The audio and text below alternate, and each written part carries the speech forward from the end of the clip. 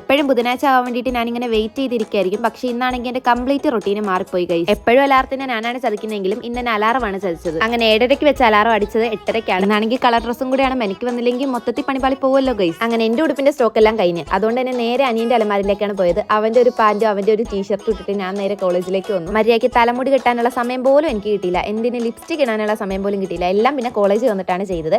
പിന്നെ ഞങ്ങൾ ഉച്ചയ്ക്ക് എല്ലാവരും കൂടി ഇവിടെ ഒന്ന് വെറുതെ ഇരിക്കായിരുന്നു. പിന്നെ ഉച്ച കഴിഞ്ഞിട്ട് ഫസ്റ്റ് അവർ ലാബായിരുന്നു, 2 അവർ ലാബായിരുന്നു.